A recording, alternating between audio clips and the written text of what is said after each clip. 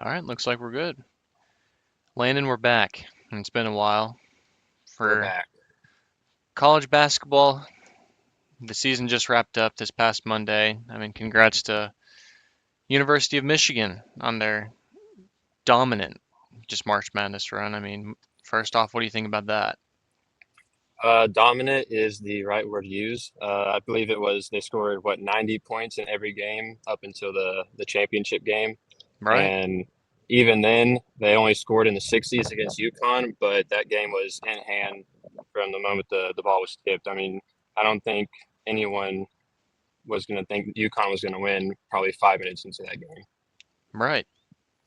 I mean, it just looks like Lucas Oil Stadium is just a hard place to shoot in general. I mean, I know it's, of course, not naturally a basketball court, but I mean, you'd think that guys would adjust, but like, I mean, of course, we saw it with our Wildcats this past year that like it's, I mean, even good shooting teams, they just struggle to shoot in there. Yeah. Did you happen to see what Michigan did to prepare for the Final Four? I did not. What did they do?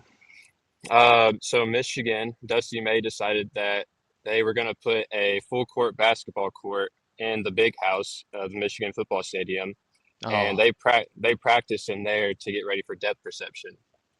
that's actually really smart. And I was kind of thinking about that, like how like teams could adjust to that. I mean, and I didn't know if like they could have an NFL stadium close by, which of course, like with Michigan, they can possibly hit up like the Lions, for example, but or just their own college stadium.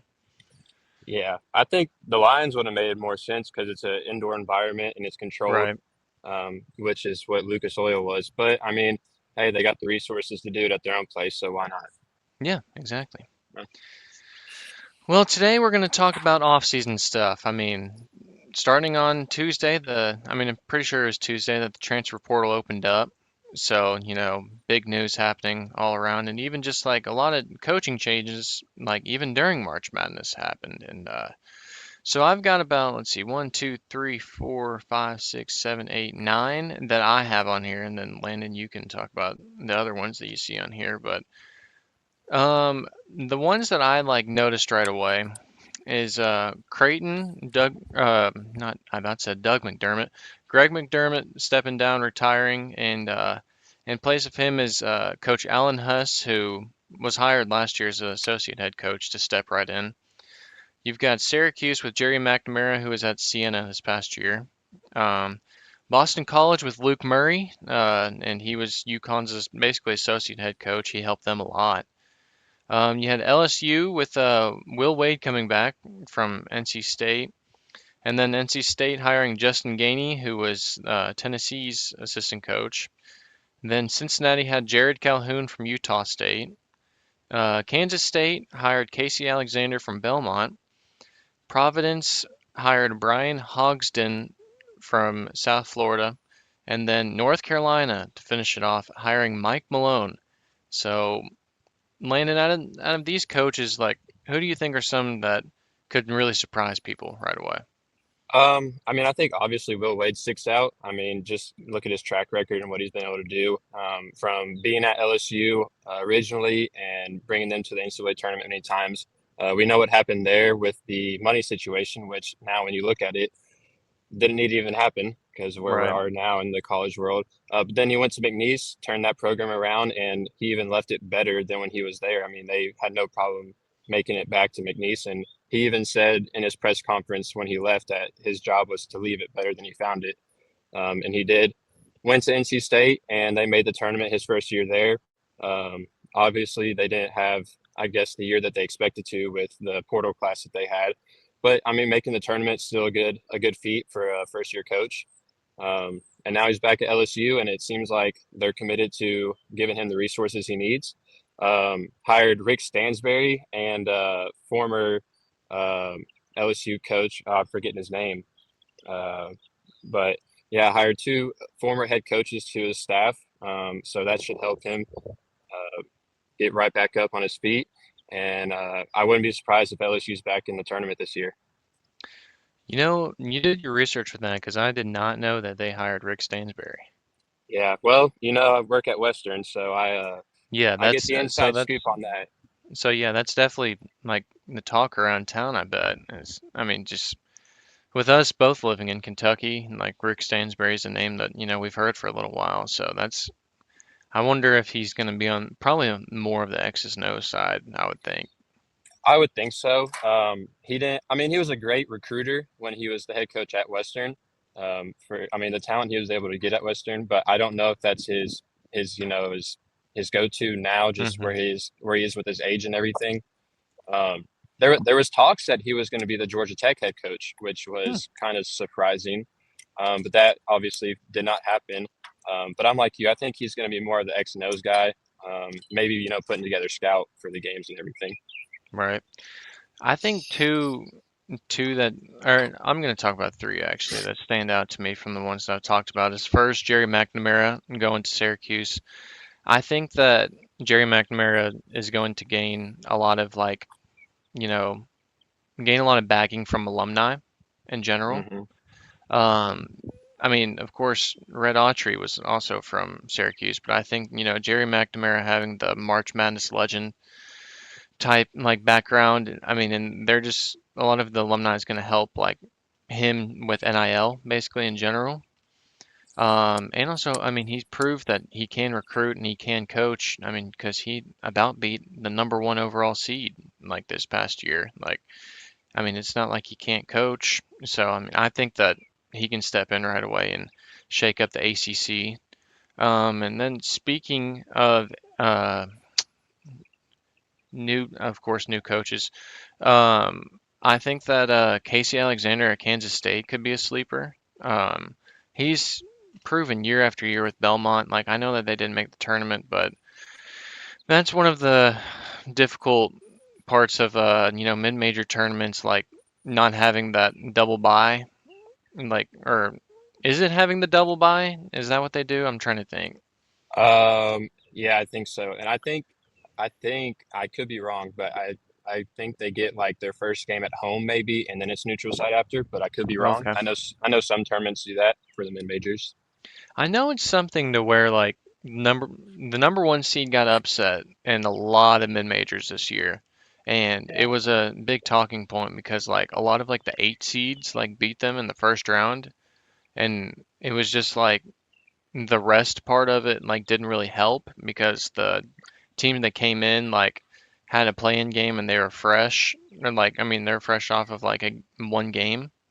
yeah. So Well, I mean, let's be honest. I mean, how big is a mid major arena typically? Like maybe 7,000 people, right, I mean I've and played in a couple and it's not like super big. Of course it's bigger than your average, like small college arena, but like at that point it's like not like super different. yeah, and then I mean, and then they go a week off of playing games, and their first game back is in an arena double the size they're used to. I mean, Right, so that's obviously going to have an effect. And so, like Drake, who was the eight seed that beat them, I mean, they had a game or two under their belt, so they were already used to those conditions. right. So And then the last one I think is Jared Calhoun has kicked butt at Utah State the past couple of years. Like he's definitely brought that program up, and so to do it at a higher level like Cincinnati, I think that you know he could have potential success there. yeah, I want to go back to your Jerry McNamara one. Hmm. I think I think the like for how I view new coaches, a lot of time is retention with the roster that's already there. And I think the one that stuck out to me was Kyan Anthony deciding to come back to Yep. Syracuse for McNamara. I think a lot of people thought he was out the door after Autry was fired.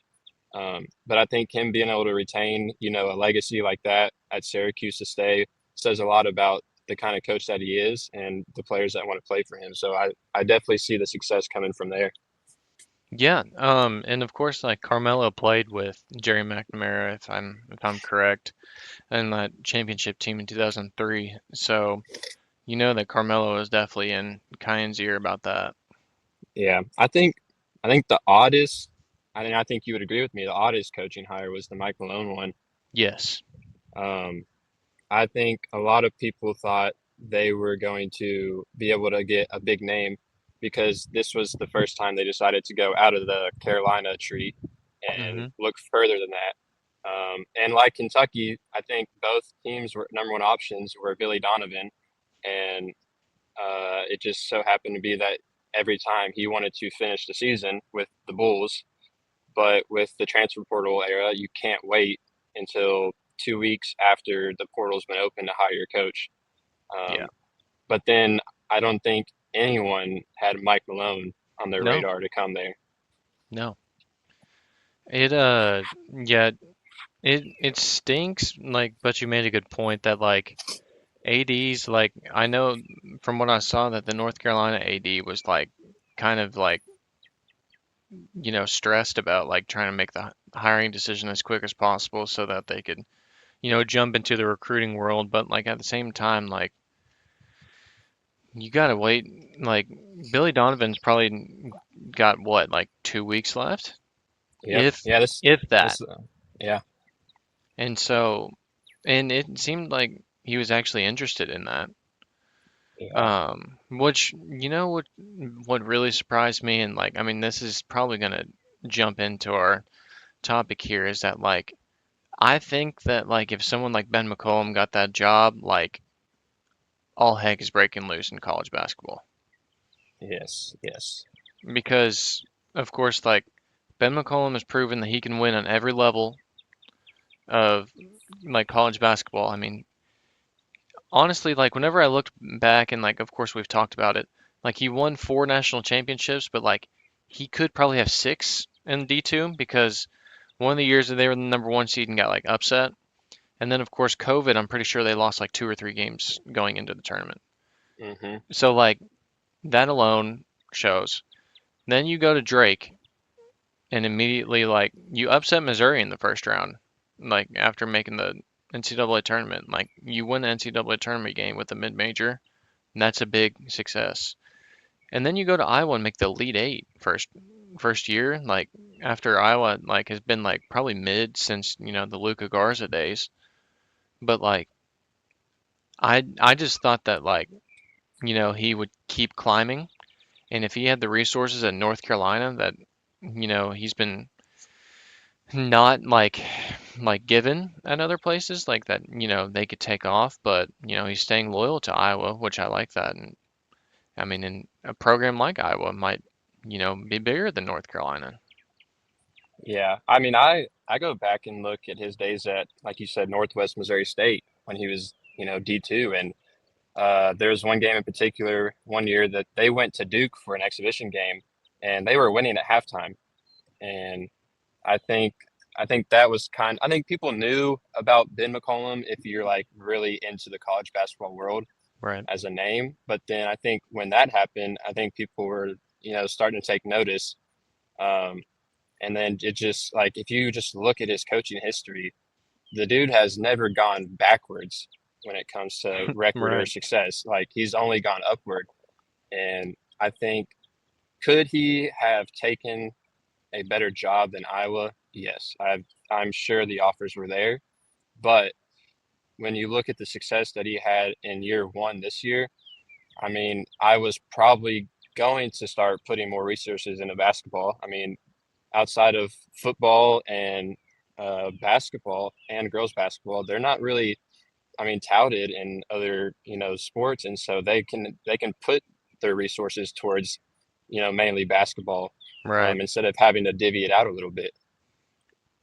The only thing that, and this is my outside of basketball nerding out, they do have a really good wrestling program. That's the That is only true. Yeah. that's the only thing I can think of. But the thing is, like, it's honestly like they're the blue blood of wrestling, and so like, they don't really have to pour money because like everyone wants to go there. Yeah. No, I could definitely see that. Yeah. Um, I think let's go back to the Mike Malone. I want to ask you, hmm do you think it's an eye opener that he was able to steal Chuck Martin away from Arkansas? I honestly like whenever I saw that, um, what did he hire him yesterday or the day before? Yeah. I was really surprised because like I did not know like I mean is Chuck Martin more on the recruiting side of was he that for Arkansas? Yeah, he was recruiting there because when he was at Oregon, he was like a really, really good recruiter for them. I mean, they had Sweet 16 and Elite Eight teams when he was there. And I'm pretty sure that's what he did at UK and at Arkansas. Yeah, so uh, whenever you look up Chuck Martin stuff, I mean, it's definitely on the recruiting side, which that's definitely where Mike Malone is trying to get him. I was pretty surprised because, like, not a whole lot of guys like that, like in a scenario where Arkansas had a pretty solid year and, they're having a good recruiting class. So, you would have thought like, oh, let me stay for the, stay for the potential, to keep building up the program. And then he leaves like after 1 year. It definitely did surprise me, and it will definitely help. But now I think that Mike Malone needs to focus on trying to get an X's and O's guy. Yeah, and I don't know who it's going to be. I haven't heard any names, um, but I would assume they've got the money to go get someone. Right. The only thing that like, and this is what I was trying to look up, and that I don't know if you knew that Chuck Martin used to be a head coach for Marist, Okay. and his record was not very good, and Mm, that's why I'm trying to emphasize that uh, Mike Malone is doing a good job with hiring him for the recruiting side of things, and but after that, like definitely need an X's nose guy because at Marist he was there for 5 years, did not have a winning record. 2 of his years he went 1-29 and 6-27, and he ended up in his time there 41 and 117. mm. You know, Mike Malone could do the funniest thing ever if he wants. I have a great X's and O's guy for him. Go That would for it. be John Robick. That would be genius. Yeah. I he's a name that like after he left and like around that COVID year, I don't feel like I've heard anything about him. Oh, I Like haven't period. either. I I honestly think that the relationship at the end of his time with Kentucky with Cal probably just made him want to quit coaching altogether and just focus on the NBA aspect of it with, being in the front office. Yeah, is that what he's doing? Yeah, he's in the front office now because like he's at every pro day that Kentucky has. I guess I didn't notice that. Let's see. Yeah.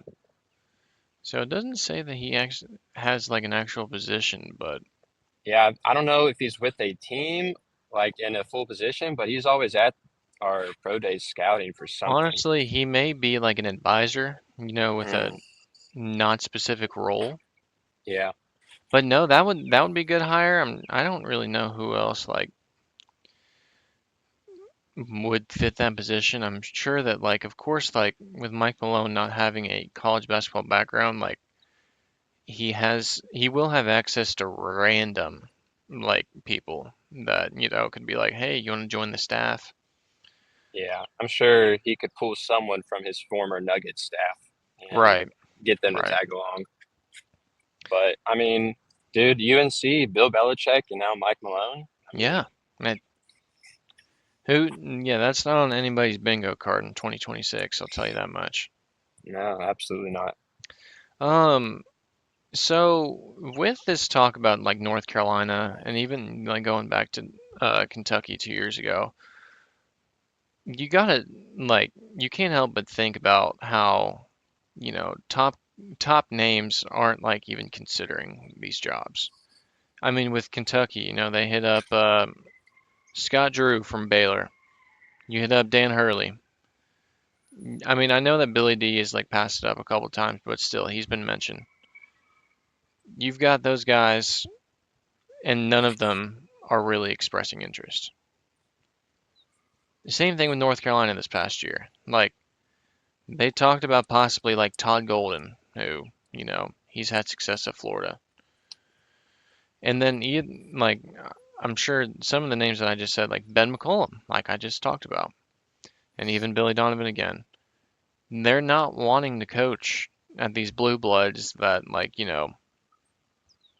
5, 10 years ago, probably more on the 10 years ago side, they would have dropped everything they were doing and took that job. Do you think that NIL has ruined the Blue Bloods? Um, I don't know that it ruined the Blue Bloods necessarily. I think because it's hard to take history away from Mm-hmm. when you look at sports in general. I mean, tradition is very much alive, and Mm-hmm. especially because, like, your parents passed down their fandom to you, and one day you'll pass it down to your kids, and it's like it's Right. just a continuous thing, and you just keep on building that. And I think so. I think from the side of Blue Bloods, I don't think it's dead, but I do think that like NIL is just made it so much easier for coaches to stay where they are and to stay put and to retain what they have. Whereas like 5 years ago, I mean, if anyone was offered the UK job, they're jumping ship because Mm-hmm. they're going to get all the top talent at UK and not have to worry about anyone coming over there and stealing them because it's about the name brand instead of money at that point. Whereas now it's just who's got the most money. Right. Yeah. Yeah, I definitely agree with you. And whenever I phrase the question, it's not like that I completely thought that NIL has killed the Blue Bloods, but like it's almost like, an even like more of an even playing field possibly, like in a way, just because, like of course, going through the years, there is no way that all these teams were like playing fair, like, clean. And, only like a few got caught. I mean, of course, like you have the Arizona situation with Sean Miller, correct? Yep. Yep. Yeah. And then, of course, Will Wade with LSU getting caught. And then even like, some slap on the wrist stuff like Auburn getting in trouble. And of course, like Louisville getting in trouble, stuff like that. But like, they were still dominant this whole time. But now that like, people can actually budget and, like now it's almost like professional, but also you're going to school at the same time. Yeah. It It's just like opened up like more like competition, basically. yeah, I look at the talent distribution. Like if you were to go and look at the 2015 recruiting class, I mean, if you just look at the schools and the top 15 who got players, I mean, five of them are probably Kentucky players, Hmm. and four of them are probably Duke, and three are probably North Carolina. Well, if you go and look at the recruiting class for this year, you've got Texas Tech, UNC, Ohio State, UCLA, Michigan State, Kansas, Duke, Kentucky, Louisville. It's like the talent distribution is just so much greater than what it was back then, and it's just that much easier for a coach to go out there and get someone. And I mean, yeah, you've got it pulled up right there. I mean, you've got Arkansas, Duke, Arizona, USC, BYU. It's like there's not a double up until you get to the 12th person down there. Right. And then Yeah, so I mean in the top 15, the only two teams that have more than one are Duke and Arkansas. yeah, And yep. then And you then, I even mean, keep on just scrolling and it's the same. right. So yeah, I mean I think that your point is definitely proven with that. It I mean it's definitely interesting to look at. Yeah, I mean, now go pull up like 2014 or 2015 real Yeah. quick. And I mean, I wouldn't be surprised if it's just one school after another. Let's see, it's being a little slow, but there we go. I mean, look at that in the first four, you've got Duke already, and then Kentucky, Yeah, North Duke, Carolina. Duke, Kentucky, Kentucky, Carolina, Carolina, Kansas, Kansas. Yeah. And now you look at Kentucky, look at Kansas, and look at North Carolina where they are now. And Bill Self's looking at retiring because they can't win. North Carolina's already fired Hubert Davis, and Roy Williams walked away. Calipari's walked away, and they can't win. And Pope's now there, so it's a completely different game now as far as recruiting goes. Right. So, Now, speaking of recruiting, we're going to hop into the transfer portal. We'll first look at On3 and then we'll look at 24/7. So going through the list, I like how on three, of course, like, I probably have to pay if I want to see all these evaluations. Yeah, But as I go through, Flory Badunga being the number one is probably not like a surprise to anybody. no, I am surprised by this NIL value because apparently he wants double that from what I've read. I mean, have you seen the same stuff? yeah, I've seen the same stuff. I subscribed to on three, and so I've seen all that behind the paywalls and stuff, and Hmm. it's incredible what these kids think they are worth. Well, before we even dive in more, like, I do like with the general manager aspect of like how teams are getting them that, like, even for example with Kentucky, how they have Keegan Brown, like, how they can dive into like the stats and just like NIL value to see like how much that these teams should offer. Hmm. Like I think that's like really smart because like that's on the budgeting side of things where it's just like, last year like you were just throwing money at players. Like I mean it was just like whoever offered the most, well you'll take it. But like now these teams are trying to like actually be smart with their money and like trying to, be more professional about it to where it's not just like throwing bags of money at people. I like where the I know it's not completely stable yet, but like I like where the direction is going with this. Yeah, it's just, I mean, it's at the end of the day, college basketball is just going to have to accept that a salary cap is going to be needed, Hmm. and like the NBA has a players association, it's going to be needed. You're gonna have a CBA. I mean, you're gonna have to have all these things, but until something is passed legally, I mean, it's you're not gonna be able to do anything about it. But they're taking baby steps, and They are. they're trying. Uh, The so I think the salary cap and what you just said is definitely needed, and then the transfer rules definitely have to change, I would think. yeah, I know that what's your opinion on the 5 years to play five or to play five or whatever that they're talking about? um I mean I think it should apply, if like if a player is actually like maybe looking at their masters, because that's something that like players like in the past, you had Reed Travis, for example, at Kentucky. You had, I'm pretty sure Nate Sestina did the same thing. Hmm. Um, can you think of others that? Well, I know that there was like a 3 or 4 year span where Cal started getting like bigs basically who were grad transfers. Yeah, Olivier But Sarr. yes, yes, Yeah, I think that is a way to do it. But like, if you're just trying to hold on to basketball as long as you can, like, I don't know if that yeah. would work. I mean, is that Well, how you feel? yeah.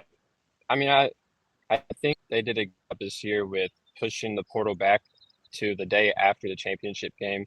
Because I mean, Hmm. last year was ridiculous. I mean, you had teams still playing with the portal open. I mean, Kentucky got Cam Williams in the round of 32 when they were still playing, Right. and it's not fair to these teams to have to worry about playing and managing the roster at the same time. So I like the fact that they pushed it back. Um, I just I don't know.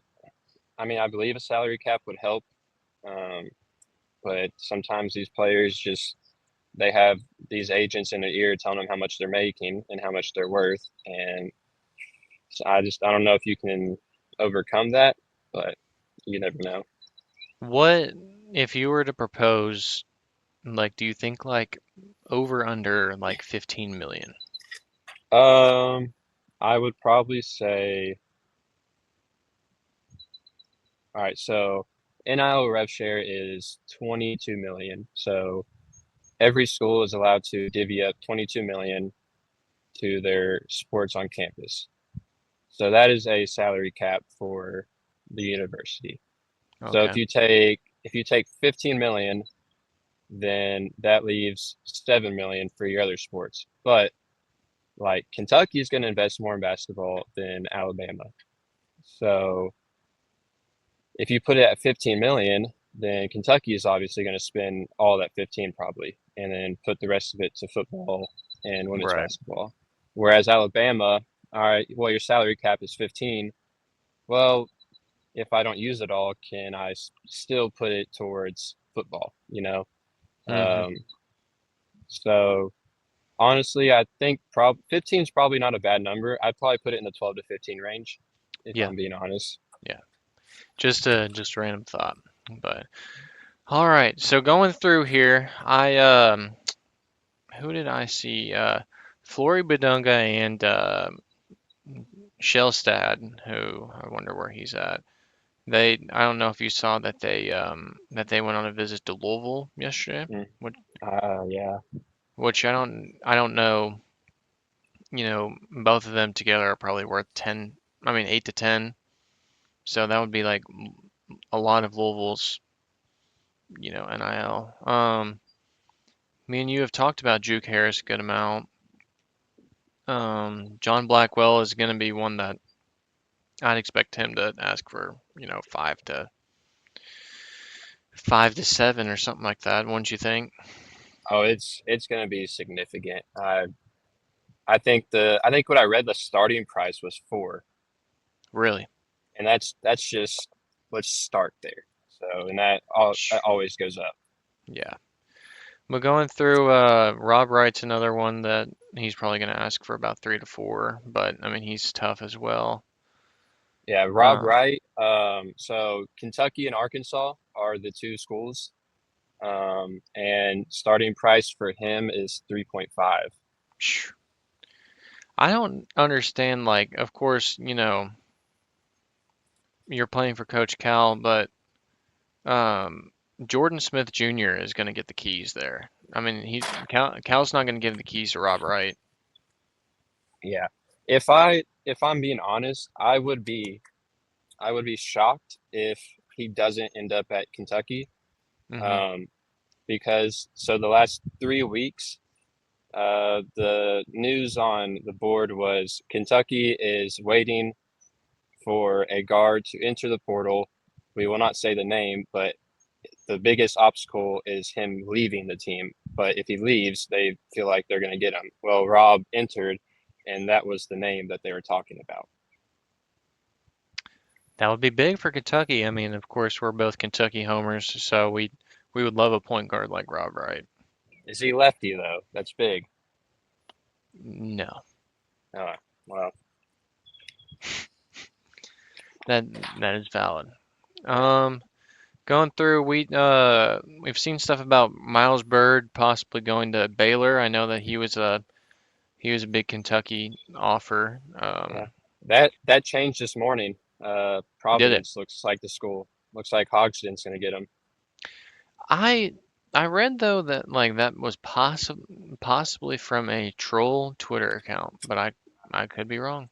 Well, I guess we'll find out today, one way or another. Yeah, he does commit today, doesn't he?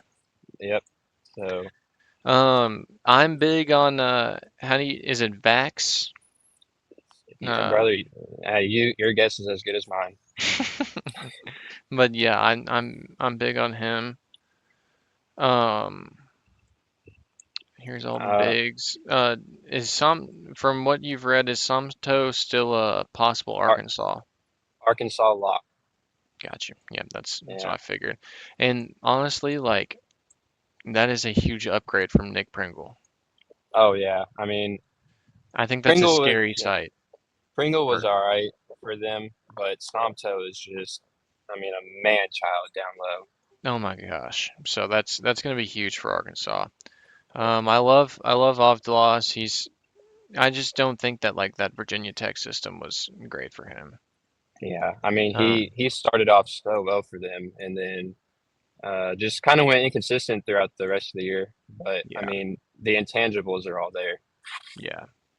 Talked about Shellstad a little bit. I honestly think that he'd be dumb not to go to Arizona, but That's the team to watch out for. yeah, that's just my thought. Um, Donnie Freeman should be a Kentucky lock, I think. Yep, that's he's. he's having a Zoom today, and it's talk of the town is he played for Mikel McLean with the Bahamas team in the Olympic trials. So there's a connection there. Well, there we go. We need any connection that we can. Like, Yep. going through KJ Lewis. This is like the third time he's transferred, I'm pretty sure. Yeah. What? Georgetown, Arizona, and It might just be those two. Could be was wrong. it? Yeah. Yeah. You have Caden Mingo, who his brother Dylan just committed to North Carolina, so I'm probably going to see that. Yep. Um, Kwame Evans, I'm surprised that, he's been at Oregon this long. Sounds like he's going to a Big East school. Interesting. So Let's see here. Colin Chandler, we saw that yesterday. Of course, like with us being Kentucky fans, have seen that he's reportedly looking for 3 to 3.5 million, which yeah, he's Kentucky delusional. Yeah. Kentucky does not want to offer. Which if BYU wants to do that, they can. Yeah. Well, Um, and I think that's part of why Rob Wright left because I mean, if they're going to pay him $3.5 million, that's just digging into their money big time. yeah, I wonder. I know that of course, like I'm not trying to get like big on the religion side, but I've heard that like there's like a Mormon board that like is offered to pay a good amount in Utah, Yeah. and that's why Debansa was like I'm pretty sure Debansa was like given like 6 to 8. Yeah. Well, and like look at Richie Saunders last year. I mean, he was guaranteed lock come to Kentucky, but then, his wife just didn't want to leave Utah because of the community they had out there. Right. So, And then same thing with Chandler. So yeah. I mean, Yep. wish him the best. I mean, get your money, but speaking of former Kentucky commits, you got a Caden Lewis, who is there a rumor on him? Miami.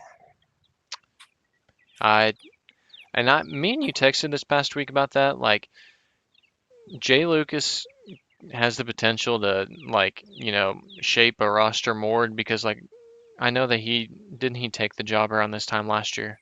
Yep. They were very, very close with each other. Yeah, so I just think like with him having more time to bring in recruits, like Miami could be scary in the next year or two. Dude, They already they're they already were like this past year to an extent, but yeah, they're gonna be solid. yeah. Zoom Diallo is one that I've heard from Kentucky a little Yep. bit.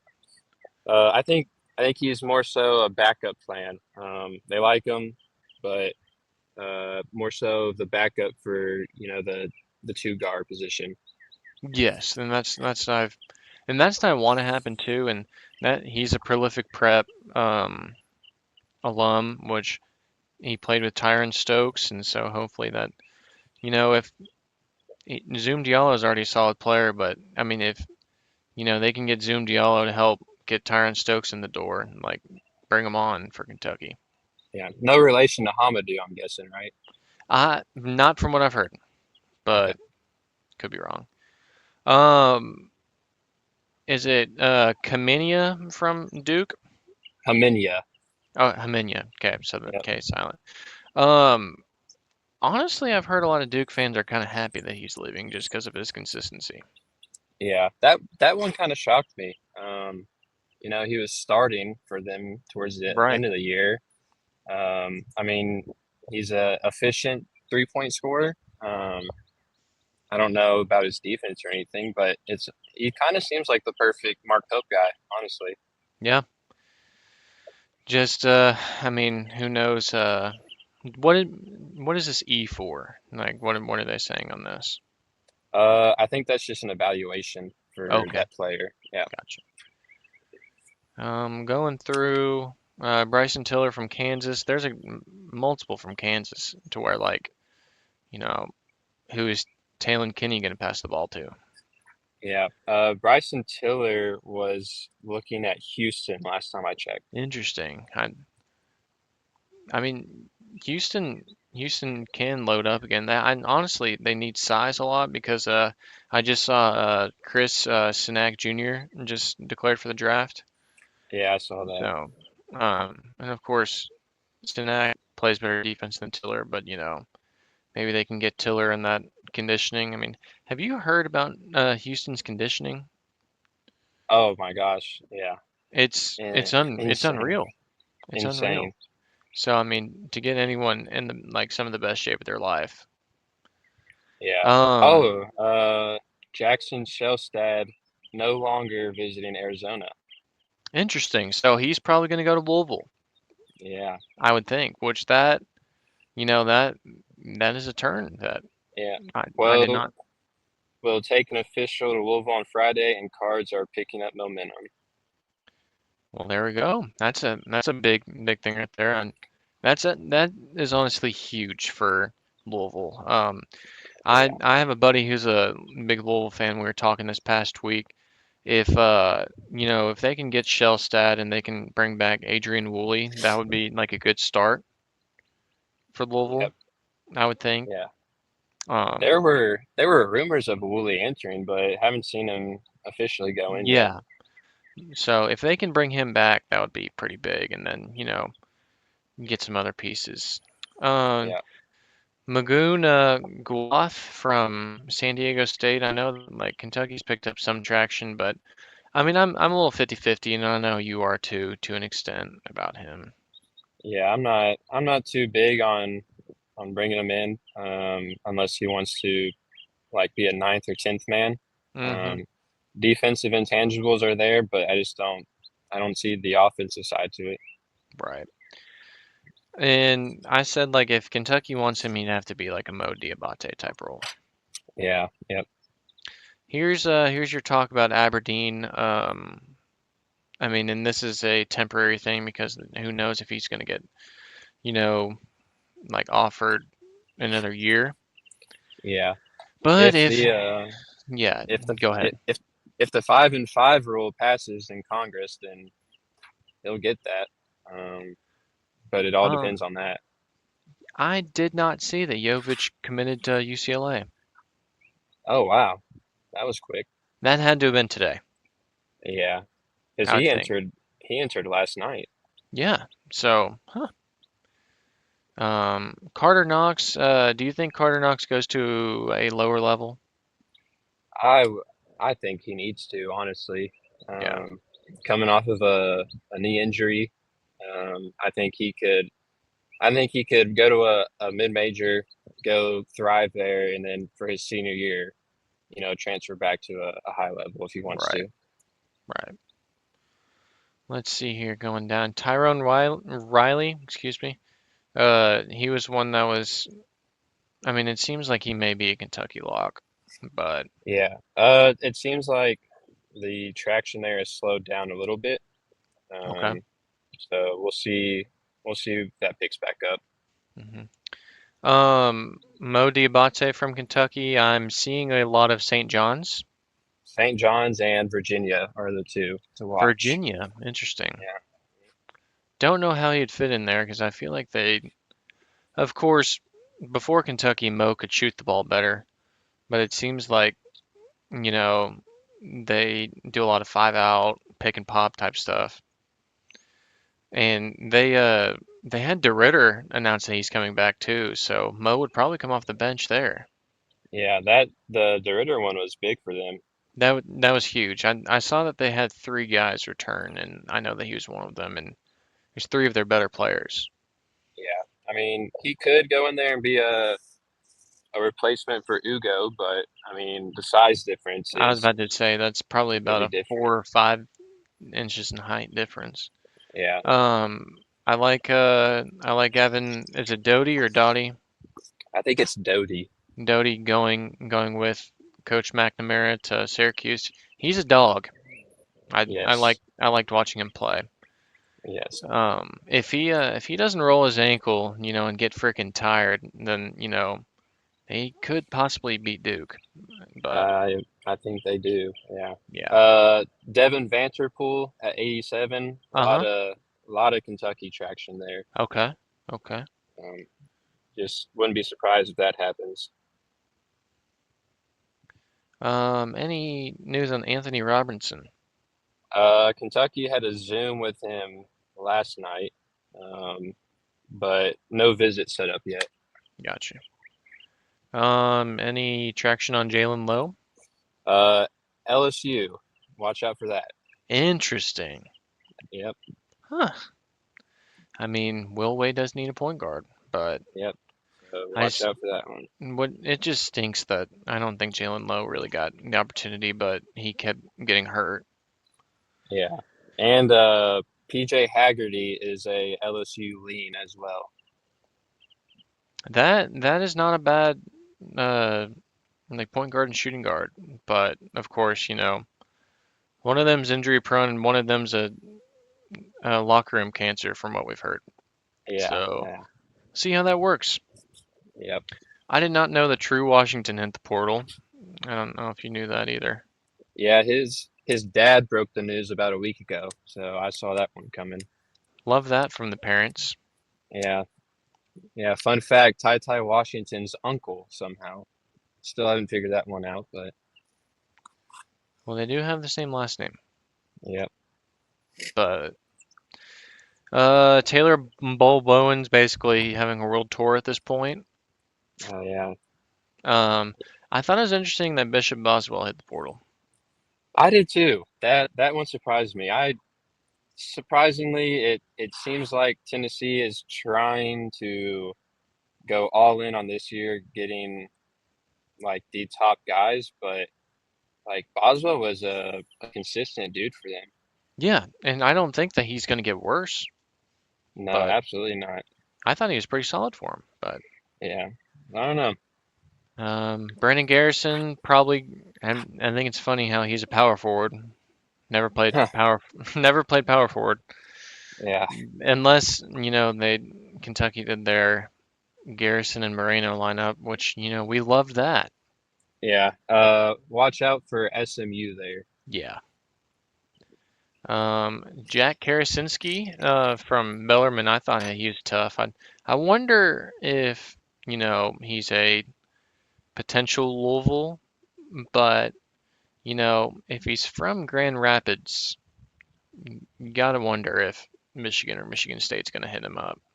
Yeah, I remember being in Rupp watching him drop 28 on us this season. He he was. I mean, he's been consistent all year. Yes, yeah, Going through DJ Wagner, probably another one like Carter Knox. He probably needs to go lower, but yeah. honestly, Watch out for Memphis here.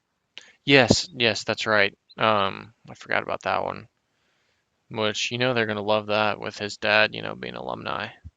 Yep. Um, Jalen Carey is one that was interesting. I don't really know. Like he's I didn't even know we had eligibility left. he's only a junior from what it says. Interesting. Um, Looking Brett Decker from Liberty, Yep, Louisville is seems like a yeah, lock there.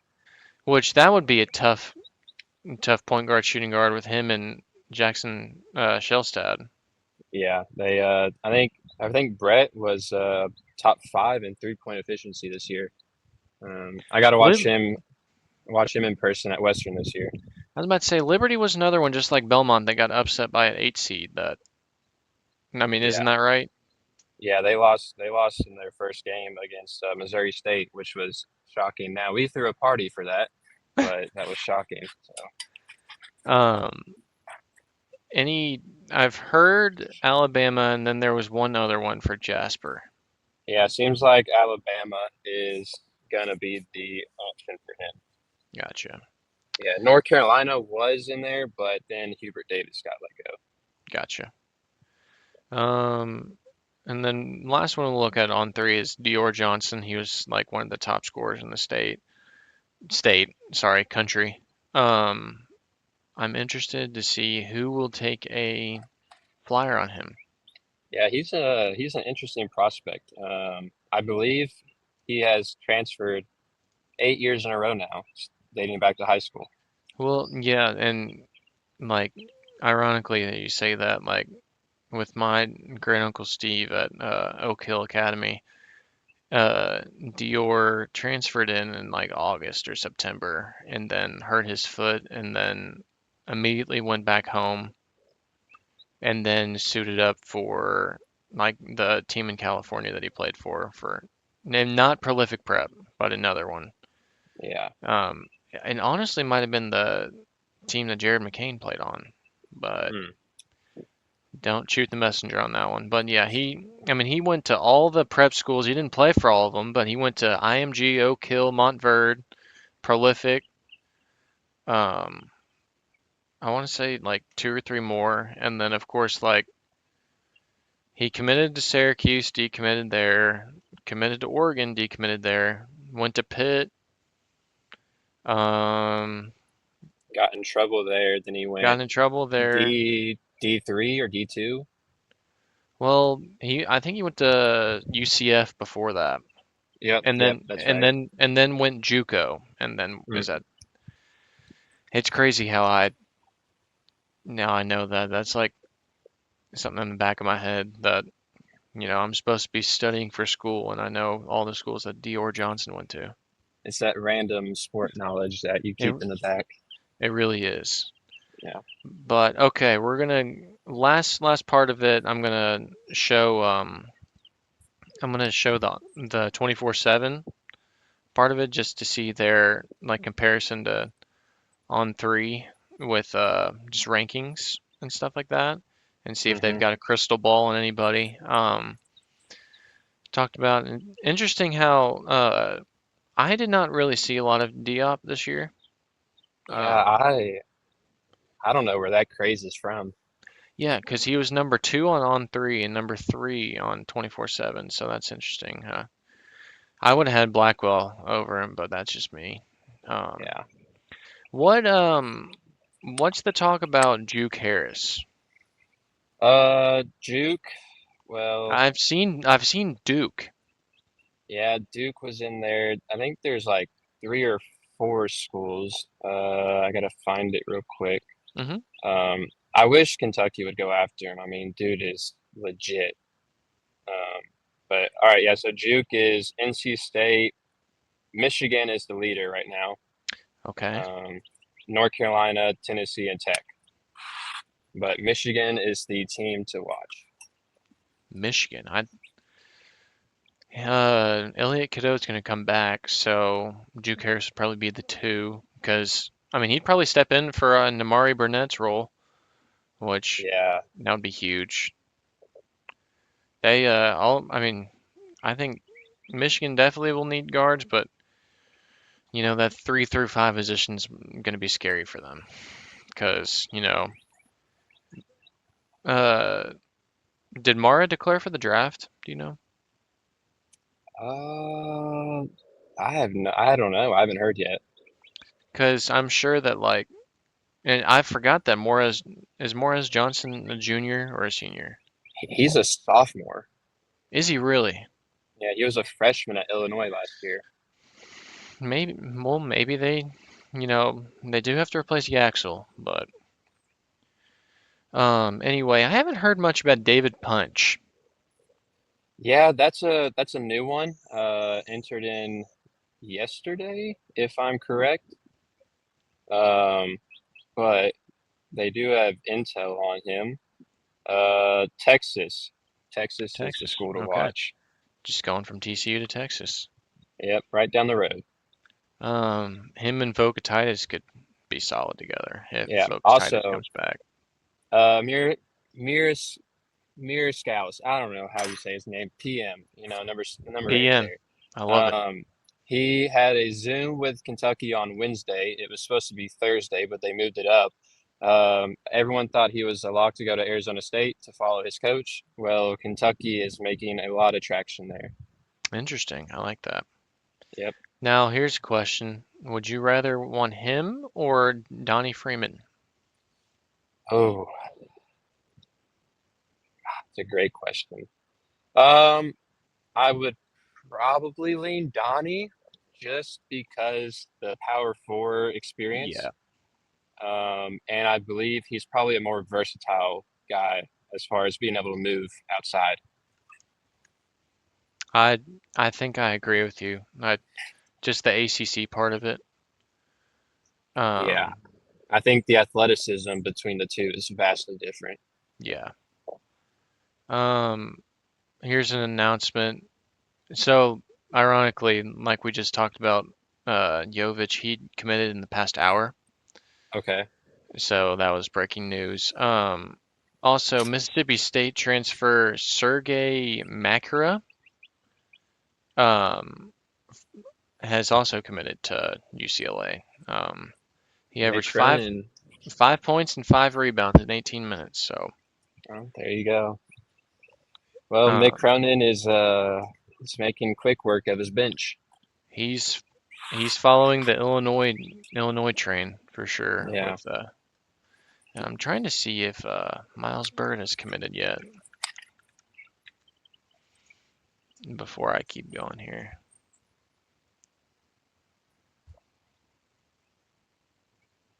Yeah, he's still getting a lot of Providence talk. So interesting. anyway, we'll keep going here as we're finishing up. Um, yeah, there's Vax and Donnie Freeman. We talk haven't really. Oh, here's Shellstad, 100% to Louisville. Yeah, seems like that's going to be the school there. Didon Tom, is it Dedan or Didon? Deaton Thomas. Dedan Thomas. I know that like Kentucky's picked up some love on him a little bit, but who has Kentucky not hit up at this point? I feel like we've talked Uh, about 10 to 12 guys. But he hit him up. They hit him up last year. He broke his foot this year, which that makes me wince a little bit for Kentucky's past couple of years with point guards. But Landon, your stat was that what? He's 61% at the rim at 6'1", or 61% at the rim, and he led all guards in the SEC in assist to turnover ratio. that. Those are two perfect things for a point guard right there. Yep, but I'm like you, that foot injury just scares me. Yeah. We didn't really talk about JP Estrella. I don't know how he's the number 21 player. I wasn't very, I don't big on think he's him. top 50. No. Let's see, he averaged 10 points and yeah, no, he's not moving the needle for me, but I guess, Oh, with Kansas for that one. Kansas, interesting. Kansas and IU, those are the two. Hmm.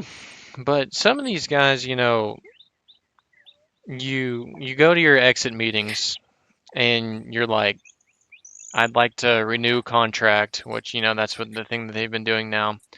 And they expect however much, and then you've got coaches or you've got GMs that are like, no, you're only worth this, and then they're like, all right, see ya, and then that's it. And I feel like that's definitely what happened with a good amount of the Kentucky players, and it looks like it's happening with Tennessee a good amount. Yeah, I don't know that is Rick Barnes, is this his last hurrah and they're just going all in? I, that's a very good thought because I looked it up the other day. I think he's like 71, 72 years old, which that's getting up there with the college coaching age. So, Yeah. and he's coached a while, so who knows? But I mean, you could see it. Going through here, we've talked about everybody a good amount. I think it's funny how didn't Frew expect like 3 to 5 million or something like that? Yeah, that's delusion in all ways. He could have probably got it last year from the stuff that I've talked about, but Oh yeah, 100% you could have. Terrence Brown, uh-huh. be on Oh be on yeah, the lookout for Kentucky there. yes, I've saw that he was on a Zoom the other day with them too. He's tough, and I think he averaged like close to 20 a game. Yep, 19.8 per game. Yes. Going through here, I think it's interesting how Jalen Lowe is number 45 on here, and like he was number like 70 something on three. Yeah. Um, Derek Dixon's one that we forgot to talk about. I think that's an interesting one. Do you have any like talk about that one? No, nothing's been posted yet on there. Gotcha. I believe returning to North Carolina could happen, I but did just kind see, of yeah, I did see with that that he did go to Mike Malone's press conference. yeah. So I don't know what's going to happen there. Right. Also, um, Andrea Yelovich is leaving the door open to return to Kentucky. Interesting. So Hey, I mean, if he wants to come back. Did you see this one? Devin Royale, 100% you, to UConn wow. Well, good for or Royal. good for Danny, good for Hurley out there. Yeah. You know, I don't feel like he's really whiffed on transfers. Like, I feel like they've gotten better whenever I feel like Silas Demery this past year was a great example. And Terrace Reed. And did Solo Ball transfer? No, he hadn't decided on anything yet. Or, sorry, like, did he transfer to UConn? Oh, Solo. Part of me wants to say yes. Yeah, that's what I It's thought. just I can't figure out. I can't think of where he would though. Did you see this? I mean, it's updated to 100% again for Gloss. Oh, I think I think what I read on that, Is that another last um, year thing? that's a last year thing. Figured, but let's see here. Mike Nwoko committing to Xavier from LSU. That was pretty quick. Yeah. I mean, he entered the portal, and then I think it was 2 hours later was committed to Xavier. So I think there was some back channeling there. Oh, Mo D, St. John's. Committed? Yep, Matt Jones just tweeted. Breaking news. Yes, Well, we both just called it. So, that makes perfect sense for Patino. oh yeah. Oswin, I'm not even going to try. From Providence committing to Creighton. I Um, just saw his name. Yeah, yeah. Alan Huss getting a commit there, but trying to see if there's any. Oh, Eli Ellis. There you go. Wonder where he's gonna go. God, you might as well follow Jasper to Bama. Shh, something. Well, I don't see any more predictions here. Mr. Dean. Yeah. Oh, I want to 152 Bengot Dak. Uh, I don't. Have Hmm. you seen his highlight tape? He actually looked pretty raw from what I saw. Yeah, dude, if you just watch it, I see so much Bobo in this kid. Really. Like he can move, and I would take a flyer on him to Kentucky. Um, but like he's got the intangibles there. He's 6'11" and weighs the same as me. Yeah, Interesting. Hey. yeah. You'll have to go and watch his highlights after this. Oh yeah. But well, we did a lot of transfer talk. I know that it seemed like it's a lot of rambling, but you know that we got to talk about predictions, talk about commitments and stuff like that. And of course, we talked about coaches too. So, I mean, it's the off season is just starting. Get your popcorn ready for all these guys to commit. I mean, Yeah, it's it's a fun time of year right now, Landon, and I'm all for it. and we've got let's see here, 12 more days until the portal closes, and we have over 2,000 names in. Well, so there's a lot. I mean, and we may have to do another one whenever the transfer portal closes, just to look back at these and see how our predictions or even just like the predictions we talked about lined up. Yeah, it's gonna be a fun one, like it always is. Oh yeah. Well, that'll do it for another episode of Beyond the Arc. I know it's been a little bit, and we apologize, but life hits us, and we don't get paid for this, and we just do it out of the love of the game. So, That's right. uh, so Landon, I appreciate you hopping back on, and look forward to talk to you again. Yes, sir. I'm looking forward to doing this again and getting some updates in. Oh yeah. All right, we're signing out. See y'all next time. See you, bro.